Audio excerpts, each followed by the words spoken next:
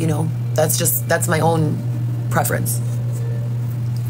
But some of these social media people, you guys, are just ridiculous. Like, there's some group that is getting funded, and the girls who are getting like FaceTime on their campaigns are fucking and sucking for it. Literally, I am not lying. They are putting people off of their teams if they don't engage in like sexual acts with them. It's crazy. It is crazy out here. And that's another one of my fears. I don't want to go into this shelter space, this next shelter space.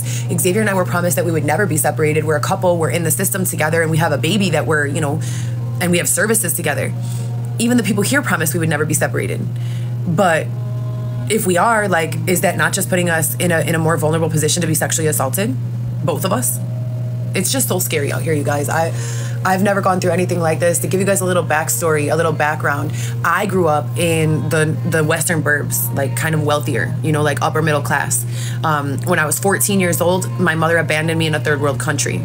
She said she was saving my life. I had never committed a crime. I had no criminal record at all, but I was being targeted through my school and my like school district as one of the kids that needed like Rainbows, which is like a counseling program where kids who have divorced parents are referred to see a counselor in a group, and then from there they're referred to psychologists, and they were like trying to prescribe us all this stuff. And my mom didn't know what to do, and she sent me to this place in Jamaica that was, it's called Tranquility Bay. You guys could Google it. It's a WWASP school. So a lot of craziness went down there. I saw I saw them snap a boy's arm, like if it was a twig, snap his arm. A girl killed herself right before I got there. She jumped over the balcony and killed herself. And they were installing metal bars on like all of the railings of all of the elevated hallways, because the school building was outside. You would go from door to door. You had to go outside to go from each school building. It was just a really scary place, and I didn't know I was going, and it was advertised as like a beach volleyball paradise for children who had an attitude, and my mom thought that it was like this beautiful place. She thought she was sending me to like, you know, paradise, and it was not that. We had to wash our clothes in a bucket, and it was like military style. Like, your hair had to be in a neat, tidy bun at the back of your head. If you had any hair hanging down in your face, you got written up for a violation of dress code. If you got 3 violations of dress code, you went to something called observation placement, where you had to lay on your face in the cement with no yoga mat, no nothing. If you were lucky, you got a towel, and you had a water bottle, and that's it, for hours, sometimes days at a time. And so that was when I was 14. When I came home, I had no trust for anyone. I was pretty fucked up when I came home. Trust issues would be understatement of the year. I trusted no one. I trusted no one or nothing. And I just spent like the next few years trying to finish up school, and I was on my own after that. I was in various group homes and you know, various you know, just homes for like runaway kids. And I always just wanted to go home to my mom, but I couldn't. For whatever reason, I couldn't. I aged out of the programs at 17 years old. I was 17 and a half when I got my own apartment. I had 2 roommates. I worked at Quiznos Subs. I started college before my 18th birthday at College of DuPage. Finished high school early, like 17 years old. I finished high school. I want to say it was January of 2005, maybe, or 4, I think. Started college right away, was very, very lonely, was craving like family, like the family dynamic that I had grown up with. Had nothing. You guys, I had nothing. Like, nobody was giving me money. Nobody was helping me. I was on my own with nothing. And something that I find very interesting as well is that when you are raised a certain way from love, as I commonly refer to it, when you're raised from love, and then all of a sudden love is like cut off, it is awful. It is awful. It is very difficult to find your way after that, to find your footing after that. When I'm not trying to compare traumas and say that a kid who never had love is better off than a kid who had it and then lost it. But for me, going from this stable, loving environment, it gave to nothing, to just being out there on my own. Not only did it give me these tremendous trust issues, it gave me abandonment issues to boot. You know, it made me question everything about myself. What is wrong? Why doesn't my mother love me? Why doesn't my father love me? And then from there, it was like, well, I know my father loves me so much, and he would help me if he could. Why is God making it so that my father also struggles so that he can't help me? I know he would if he could.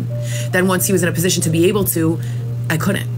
You know, so it's opened up a whole bunch of pain going through this situation over the last 4 years, this homelessness. You know, it has opened up a whole bunch of trauma that I've already closed the door through. I've already moved on past, because you know what happens is we tend to build the lives that we needed. And that's what I did. And that's the kind of mother I was. I was all up in my kids' shit because I didn't feel like that with my mom. With my mom, I felt like the only time she was in my shit was to come down on me, you know, or be strict with me. And I love my mother, you know, don't get me wrong. I love my mother. I still to this day want more of a relationship with my mother than I have, but as I have my entire life. But for me and my kids, I made them my best friends and also my children, you know? So I wanted the tea from school. I wanted to listen in a way that was non-judgmental. I'm never going to be that mom that's like, sure, invite your friends over and get drunk. No, not me. Not me. My kids have a healthy fear, you know, to share things with me, but they know they can at the end of the day. You know, they know that they can. And I worked really hard for that relationship with them because that was what I needed.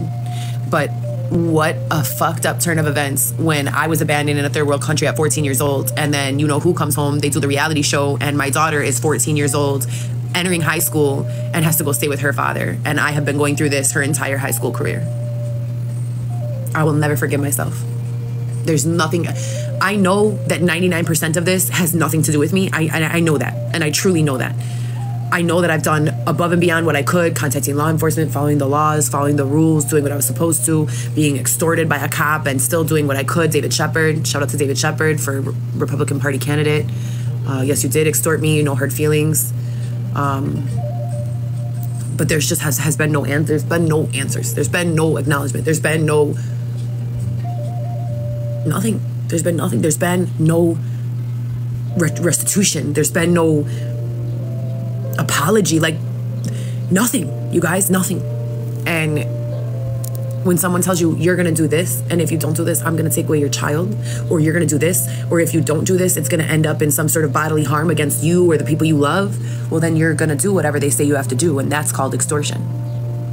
So all that's been reported to the law, and I've written about it in my book. And I truly feel like that's probably a big part of the reason why they don't want the book to publish. So if there's anyone who wants to help me publish, please, please find me. Help me publish. I carry this book around with me. I've carried it. You guys don't even know what this book looks like. There's paragraphs missing because they've been weather damaged or burned or scrumpled up or rained on or snowed on. But I have them. I have them nonetheless. I have all of them. What else can I tell you guys about? I feel like having a banana muffin.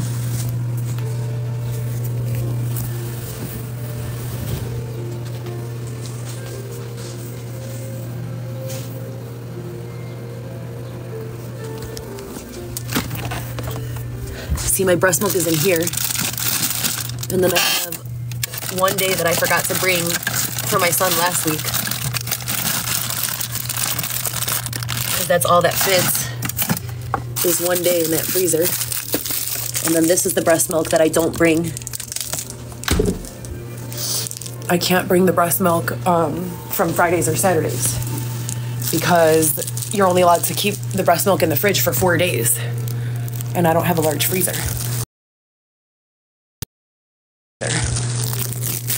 So it's just confusing and it's exhausting. And you just keep wondering to yourself, what the hell's going on here? And when will it be back to normal life, you know?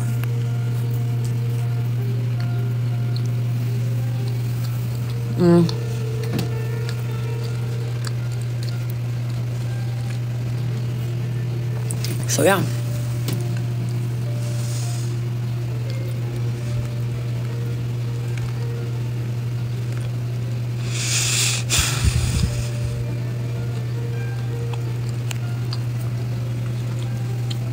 I don't want to cry, you know, anymore, but I'm so sad and I'm so scared. And everyone's like, well, just be happy. And I'm like, I'm trying. I don't want to go to another place. I want to go home. I want my home back. I want to be with my babies. So.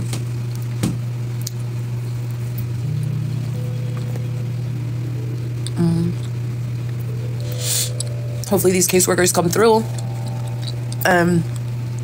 Hopefully